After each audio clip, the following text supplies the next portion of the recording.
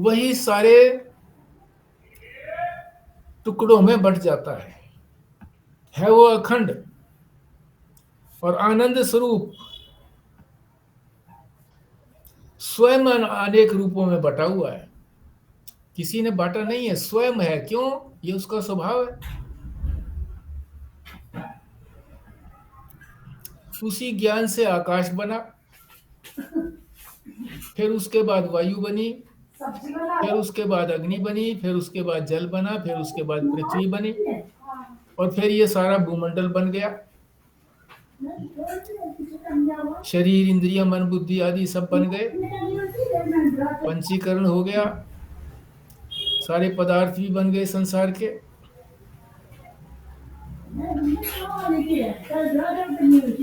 अहम को कहने लगे ज्ञाता, जानने वाला। दूसरी चीज जिसको जानते हैं, अहम जानता है, उसको कहने लगे गे। इस तरीके से ये सारी सृष्टि उसी ज्ञान से प्रकट हुई है, उत्पन्न हुई है। इसीलिए श्रुति कहती है यतो वा इमानी भूतानी जायन्ते, सारा जगत उसी से उत्पन्न होता है। इस प्रकार से नाश्ते में सुबह बना के गई थी ना आपके लिए, खाया था। तो इस ज्ञान की बड़ी महिमा सुन ली।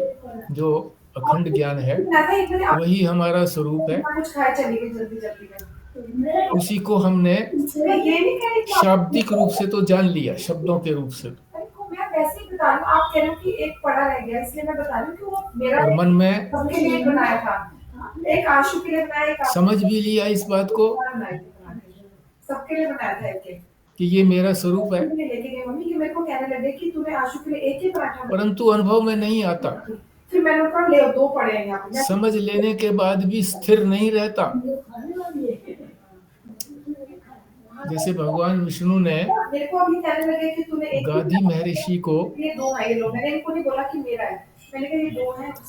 जीव की उत्पत्ति कैसे हुई बता सकते थे, शब्दों में बता सकते थे, मगर उन्होंने शब्दों में नहीं बताया।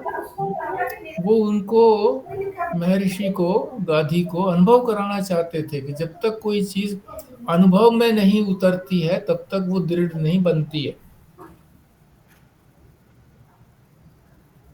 शब्द से भी ज्ञान आवश्यक है। कुछ लोग कहते हैं जी शब्द से ज्ञान की क्या आवश्यकता है।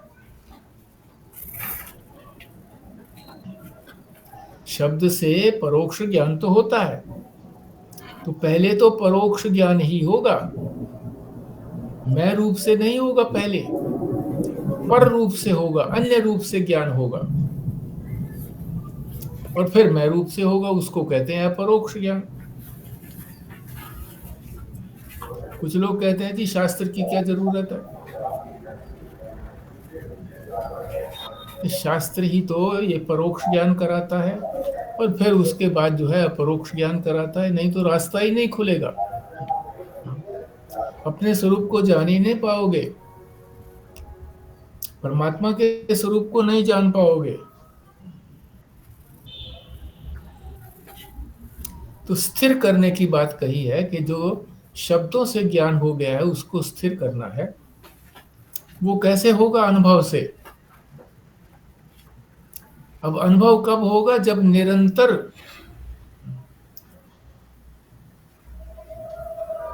उसी का भान मन में होता रहे। वही अखंड जो ज्ञान स्वरूप है, वही सब बटा हुआ मालूम पड़ता है, बटता नहीं है, बटा हुआ मालूम पड़ता है। ये हमको हर समय में ध्यान रहे, ये स्थिर बना रहे, हमारा व्यवहार के अंदर भी हम इस बात को जानते रहें कि जो भी कुछ है वो ज्ञान के अतिरिक्त है ही नहीं। जो भी हमको दिख रहा है वो केवल प्रतीति मात्र है, ज्ञान की ही प्रतीति हो रही है, ज्ञान ही दिख रहा है इस तरह से घूमते फिरते, परंतु उसमें रुकावट आ जाती है, उसको कहते हैं प्रतिबंध। क्या प्रतिबंध आ जाता है कि वो निरंतरता नहीं बनी रहती, लगातार दूसरे दूसरे भाव आ जाते हैं। लगातार यदि वही मन में भाव रहे, बुद्धि में वही निश्चय बना रहे, तो स्थिर हो जाता है। फिर व्यवहार के अंदर भी हम भूलते नहीं है उसको। मगर जब तक ये निरंतर अभ्यास नहीं किया जाएगा, तब तक वो प्रतिबंध नहीं हटेंगे, रुकावटें नहीं हटेंगी। तो निरंतर प्रवाह चलाना है इस ज्ञान का। और वो निरंतर कब चल सकता है? जब हम अपने आप को अपरिच्छिन्न जाने कि दूसरा कोई है ही नहीं। मन में भाव दूसरे का कैसे आएगा? फिर दूसरे का जहां भाव आया तो छोटे हो गए, हम दो हो गए तो छोटे हो गए कि नहीं हो गए? तो परिच्छिन्न वस्तु का ध्यान ही ना आए। संसार की सारी वस्तुएं परिच्छिन्न है, तो कैसे नहीं आए? जब परमात्मा अपरिच्छिन्न है, अखंड है, व्यापक है, उसी का ध्यान चलता रहे, बस उसी की चर्चा चलती रहे।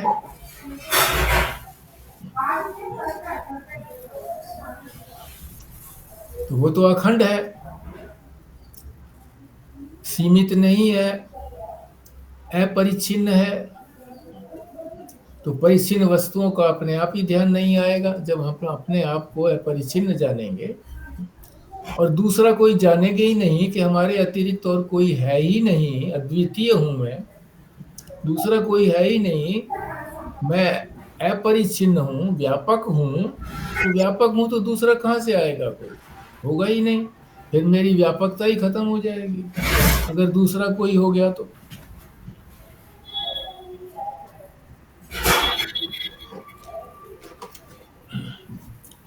तो ये यहाँ 104 पृष्ठ के अंदर ठीक से समझाया।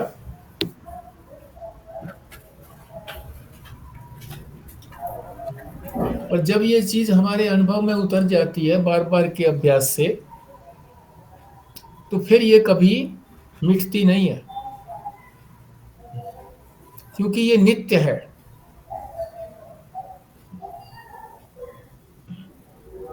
स्वरूप से तो नित्य है, और जब तक वो अनुभव ऐसा नहीं होता है तो फिर इसके ऊपर आवरण आ जाता है, ढक्कन आ जाता है। तो इसलिए जब तक ये अपरोक्ष नहीं हो जाता, अनुभव नहीं हो जाता, तब तक लगातार इसका अभ्यास करते रहना चाहिए।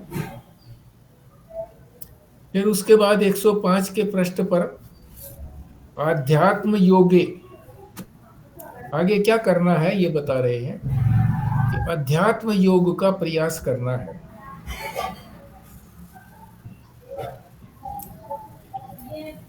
अब अध्यात्म योग को भी समझना पड़ेगा, और न्याय सहित का मतलब है कहीं पर भी विचार को नहीं छोड़ना है। न्याय, विचार से ही तो न्याय होता है। आध्यात्म योग का प्रयास करना है। तो यहां दो बातें हो गई, एक उपासना की बात और एक ज्ञान की बात। उपासना के मार्ग में तो हम किसी चीज को मान लेते हैं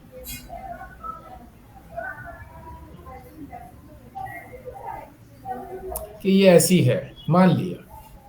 अभी हमने उसके ऊपर विचार नहीं किया, तर्क या युक्ति नहीं लगाई, जैसा बता दिया वैसा मान लिया।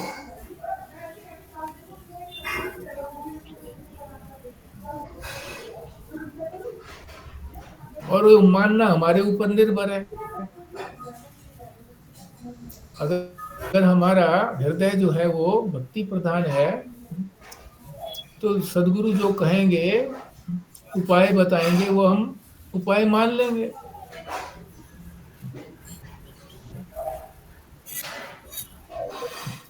परंतु जिसका हृदय भक्ति प्रधान नहीं है, तर्क प्रधान है, तो उसको तो तर्क से समझाना पड़ेगा।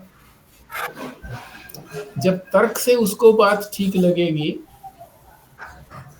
जिसको यहाँ पर युक्ति कहा गया है, और फिर वो अनुभव में उतरेगी, तब निश्चय होगा, तब वो मान जाएगा। कौन? तर्क प्रधान, बुद्धि प्रधान व्यक्ति। तो अध्यात्म योग का मतलब है, योग माने जुड़ना। किसके साथ? परमात्मा के साथ। अध्यात्म का मतलब है कि जो इस शरीर के अंदर आत्मा है, शरीर से लेकर के आत्मा तक जो भी चिंतन है, ये सारा अध्यात्म चिंतन है। इस अध्यात्म चिंतन के द्वारा परमात्मा से जुड़ने का प्रयत्न करना है। तो ये हो गया अध्यात्म योग का अर्थ।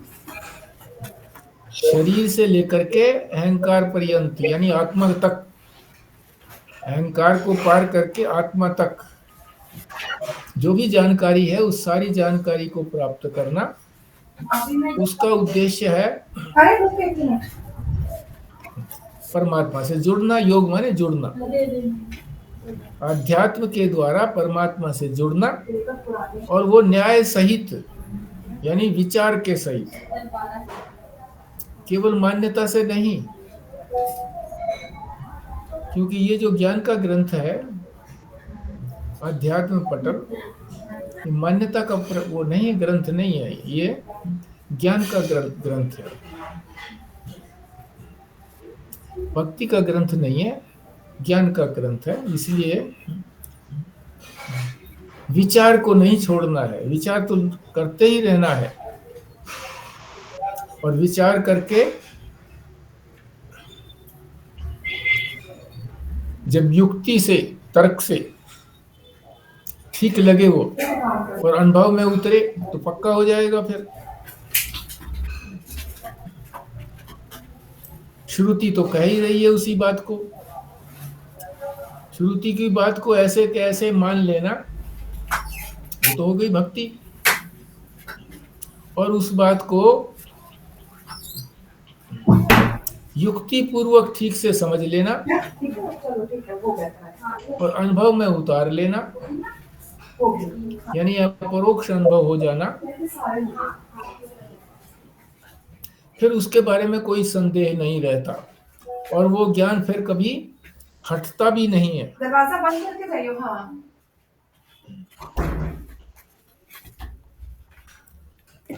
युक्ति से संगत भी करना है। संगत का मतलब रीजनेबिलिटी, रीजनिंग, तर्क संगतता। इसलिए कहा है कि हर स्तर पर वेदांत की साधना के अंदर युक्ति से भी सोचना है, और अनुभव से भी मिलाना है कि मेरा अनुभव ऐसा है कि नहीं है। अभी जो है हमारा अनुभव ऐसा नहीं है जैसा शास्त्र बताता है, ऐसा अनुभव हमारा अभी नहीं है। शास्त्र तो कहता है ब्रह्म सत्यम जगत मिथ्या, और हमारा अनुभव यह है कि जगत सत्य, ब्रह्म दिखता नहीं है तो ब्रह्म है ही नहीं, मिथ्या। तो हमारा अनुभव कैसे बने, हमारे अनुभव से मेल खाए। जब तक हमारा अनुभव नहीं बनेगा, ये अनुभव में उतारना है शास्त्र को। जैसे विज्ञान के अंदर भी कहते हैं कि पृथ्वी घूमती है, सूर्य नहीं घूमता।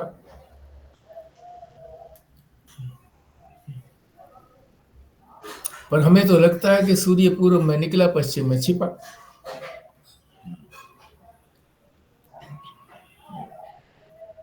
फिर भी हम विज्ञान की बात को ठीक मानते हैं कि ये ठीक है, क्योंकि ये प्रामाणिक है।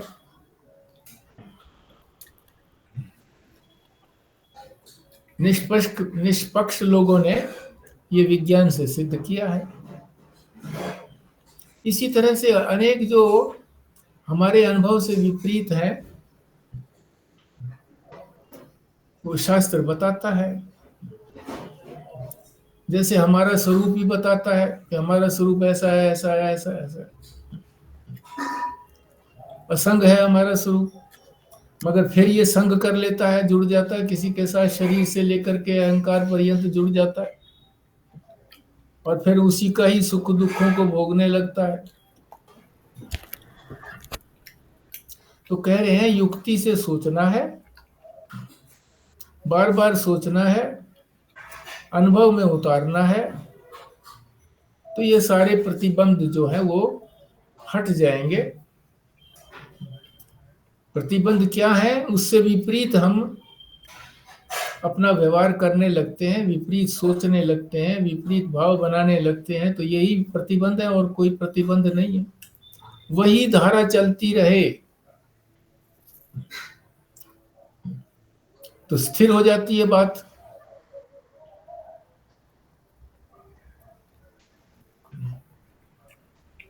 तो सारे प्रतिबंध हट जाएंगे। और प्रतिबंधों को दोष कहा गया है कि ये दोष हैं, रुकावटें हैं, ये दोष हैं। और ये दोष किससे होता है? ब्रह्म को नहीं जानते तो दोष होता है। ब्रह्म के अज्ञान से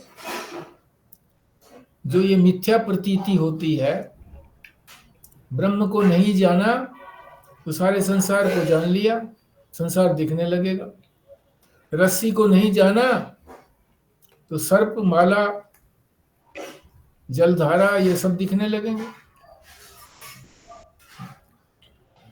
यही दोष है, अज्ञान ही दोष है। ये अज्ञान जो है सब दोषों का मूल है। अज्ञान से ही ये सब दोष निकले हैं। अज्ञान दूर हो गया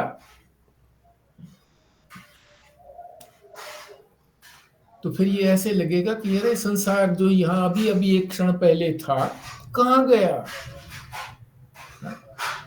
अब दिख ही नहीं रहा, है ही नहीं है, कहाँ चला गया? अभी तो था, अभी कहाँ चला गया? सब दोषों का मूल है। और दोष जो है वो अगले प्रवचन में, 13वें प्रवचन में उन दोषों का जिक्र करेंगे कि कौन कौन से दोष हैं। अज्ञान तो मूल है, अज्ञान से दोष निकले हैं तो वो दोष ही जो है वो रुकावट है, वही प्रतिबंध कहलाते हैं। उन दोषों को कैसे दूर करना है ये 13वें प्रवचन में फिर हम कल करेंगे। तो आज तो यहीं तक विश्राम लेते हैं। तो अभी तक जो 12वें प्रवचन के अंदर प्रारंभ से लेकर के अंत तक जो भी चर्चा हुई है वो ये हुई है कि जो अखंड ज्ञान है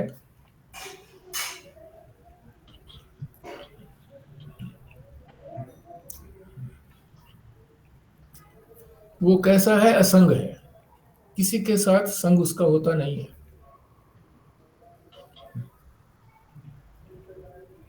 और वही ज्ञान दो भागों में विभाजित लगता है। एक जो है जन्य ज्ञान, मतलब जो उत्पत्ति विनाशील है। क्यों उत्पत्ति विनाशील है? क्योंकि सारा संसार, सारा जगत जो है ये सीमित है। तो सीमित वस्तु को जान लिया, जब जाना तो उत्पत्ति हो गई, फिर दूसरे को जाना तो उसकी मृत्यु हो गई, उत्पत्ति का विनाश हो गया, पहले उत्पत्ति हुई थी। तो इस प्रकार से उत्पत्ति विनाशील ज्ञान से ये अन्य है ज्ञान, वही वाला ज्ञान नहीं है जो हम यहाँ सारे संसार के पदार्थों का ज्ञान करते हैं। ये बात भी हमने ठीक से समझी थी।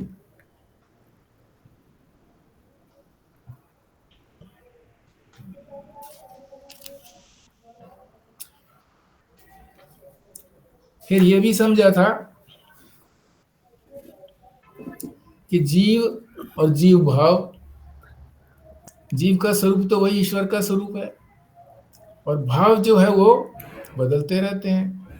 किसी चीज के साथ जुड़ जाना ही उसी का भाव उसके अंदर आ जाता है, तो उसे जीव भाव बोलते हैं। जीव भाव कैसे आया, ये प्रश्न पूछा गांधी ने।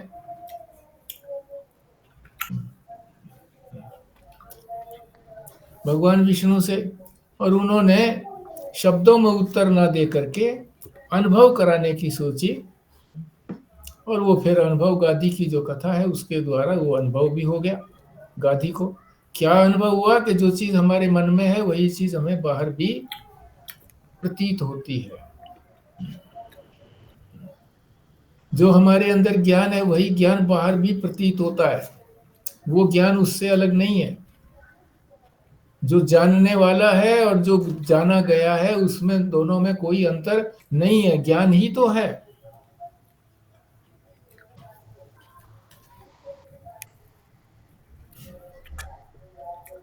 फिर ज्ञान की प्रक्रिया भी बताई थी कि जो संसार का ज्ञान होता है वो किस प्रक्रिया से ज्ञान होता है। प्रक्रिया तो परोक्ष ज्ञान की भी वही है, पर वो असीमित ज्ञान है, व्यापक ज्ञान है। ब्रह्म के आकार की वृत्ति बनानी है तो अनेक वृत्तियां नहीं बनेगी, एक ही वृत्ति बनेगी। और संसार के ज्ञान की तो अनेक वृत्तियां बनती हैं, एक बनती है फिर बिगड़ती है, दूसरी बन जाती है। तो ज्ञान की प्रक्रिया को भी समझाया।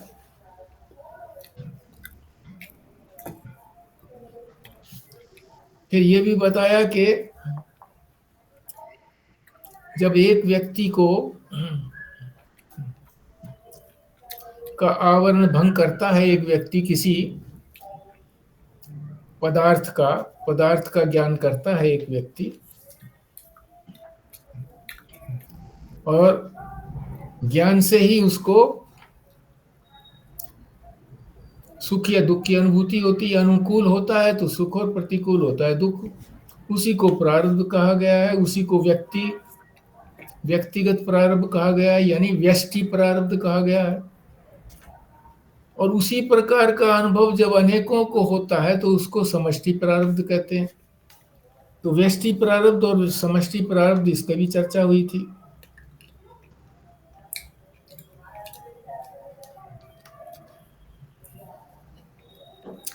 और जो अखंड ज्ञान है, इस टुकड़े वाले ज्ञान से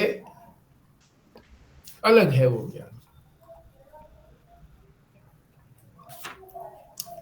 वही ज्ञान जो अखंड ज्ञान है वही टुकड़ों में प्रतीत होता है,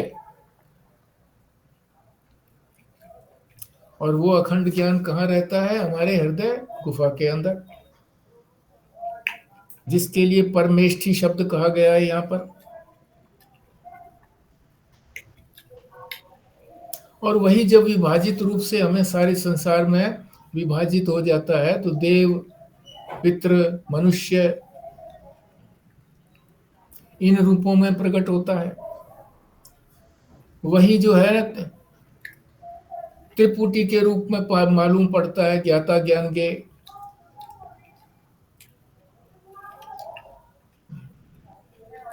और ये उसका स्वभाव है, इस तरह से अनेक रूपों में प्रकट होना उसका स्वभाव है।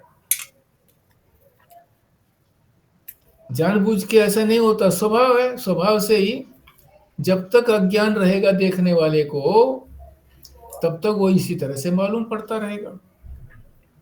फिर ये रुकावट की भी आ गई थी बात कि प्रतिबंध कौन कौन से हैं। प्रतिबंध तो वही है कि जब वो एक प्रकार की धारा जो चलनी चाहिए वो धारा जब नहीं चलती है, दूसरी धारा चलने लगती है, तो वही प्रतिबंध है, वही रुकावट है। तो उसको दूर करने के लिए आध्यात्मिक योग, यानी शरीर से लेकर के आत्मा पर्यंत जो भी चर्चा करनी है वो किस लिए करनी है? परमात्मा से जुड़ने के लिए। और यही विचार चलते रहना चाहिए, छोड़ना नहीं चाहिए। छोड़ेंगे नहीं तो वही प्रतिबंध की रुकावट दूर हो जाएगी।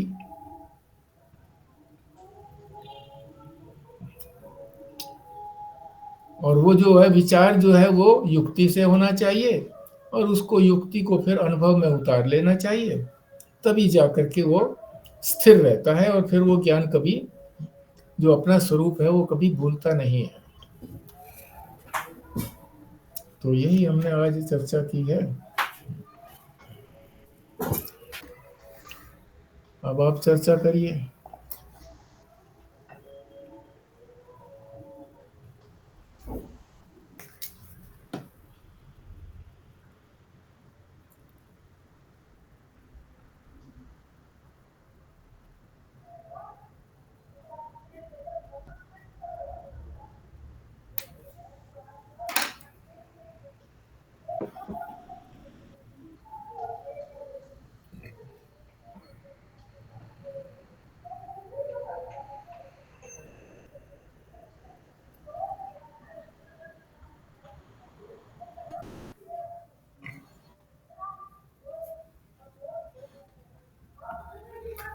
हाँ, इससे रिलेटेड तो नहीं है, पर मुझे ऐसे कई बार ये क्वेश्चन आता है कि हमारी जो 3 अवस्थाएँ हैं, जागृत, स्वप्न और सुषुप्ति, इसमें से हमेशा बताते हैं कि जो सुषुप्ति है, उसकी बड़ी इम्पोर्टेंस है क्योंकि वहाँ पे हमें पता लगता है कि मैं कौन हूँ। और फिर कहते हैं कि जागृत की भी बहुत इम्पोर्टेंस है क्योंकि जागृत में हमें ये पता लगता है कि मतलब हमें कर्म करके हम वहाँ तक पहुँच सकते हैं। अपने स्वरूप का। तो स्वप्न का क्या महत्व है? स्वप्न वाली अवस्था का? हाँ जी, आप लोगों में से बोलिए, कोई स्वप्न का क्या महत्व है?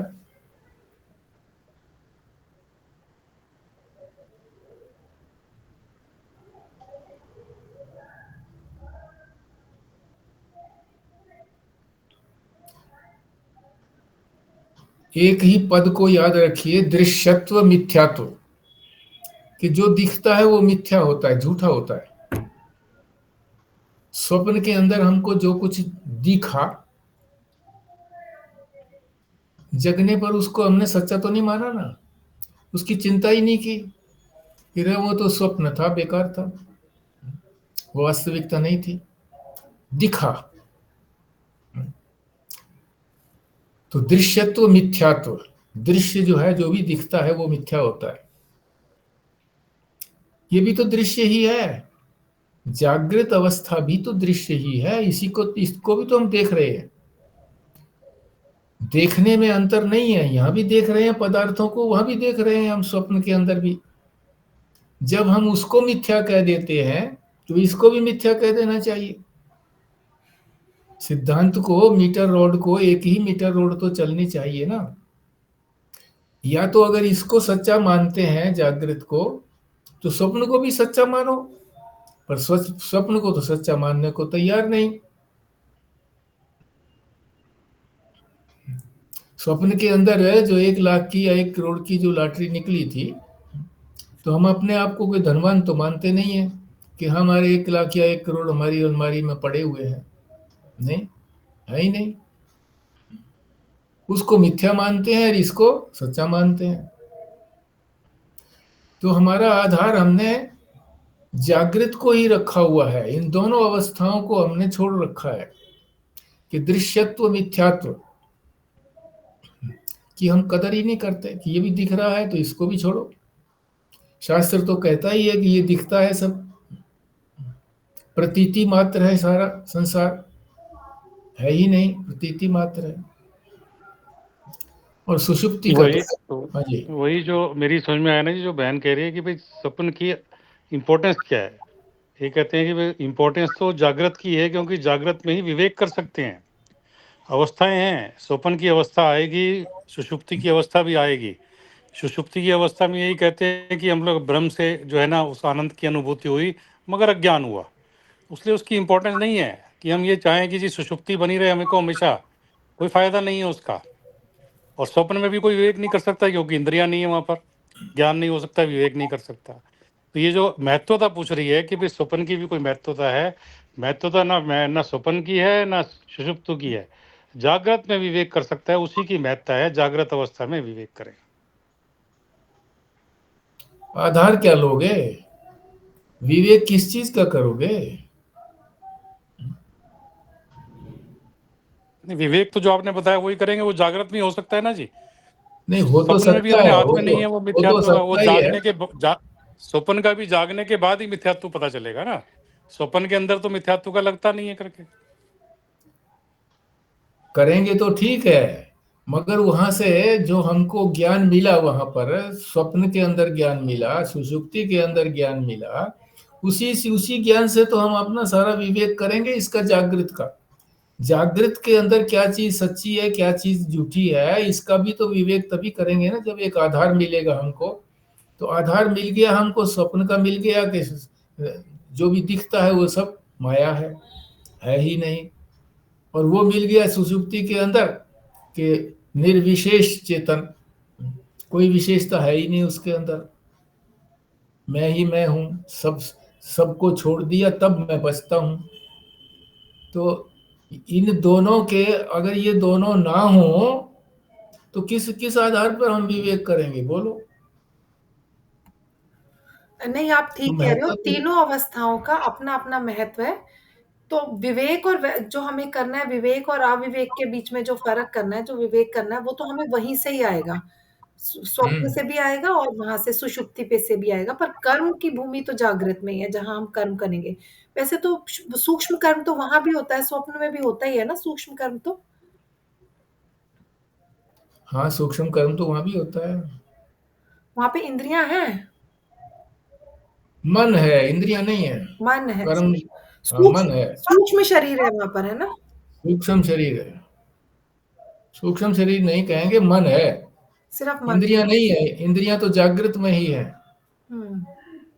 इसीलिए तो वहां कर्म नहीं कर पाते ना, हम अपने हिसाब से कर्म नहीं कर पाते। जो संस्कार जागृत में, जो संस्कार आए हैं उसी के अनुसार वहां पर कर्म होता है अपने आप ही।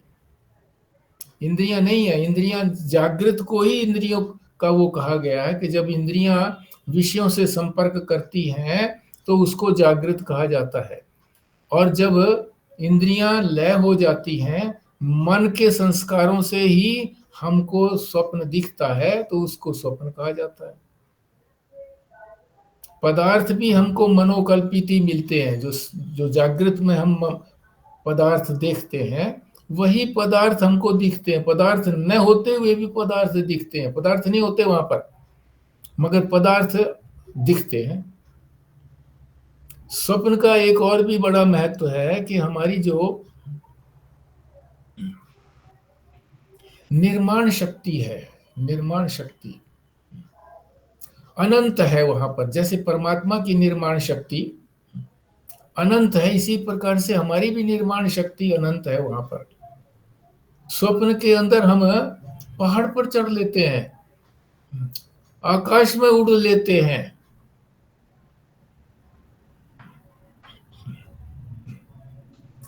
जो चाहे निर्माण कर लेते हैं। इसके लिए शब्द जो था आचार्य, ये शंकराचार्य जी ने कोई और शब्द दिया था, शास्त्र में भी और शब्द आता है, पर उसका अर्थ यही है कि वो हमारे अंदर जो अनंत शक्ति जो छुपी पड़ी है वो वहां प्रकट होती है। जागृत में हमारी प्रकट नहीं हो पाती, सीमित रहती है हमारी। और सुषुप्ति में तो मतलब ही कुछ नहीं है शक्तियों का। तो जैसे ईश्वर जो है वो उत्पन्न भी करता है, पालन भी करता है और लय भी करता है, इसी तरह से हमारे पास भी शक्ति आ जाती है ना, स्वप्न में तीनों की शक्ति आ जाती है। हाँ बिल्कुल, उत्पन्न करते हैं वो, सड़कें बना ली, वाहन बना लिए, व्यक्ति बना लिए, उत्पत्ति पालन भी करते हैं हम उसी तरह से। ठीक बात है, जो शक्ति ईश्वर की शक्ति है वो शक्ति हमारी तो ये दूसरी दूसरी महिमा हो गई है स्वप्न की।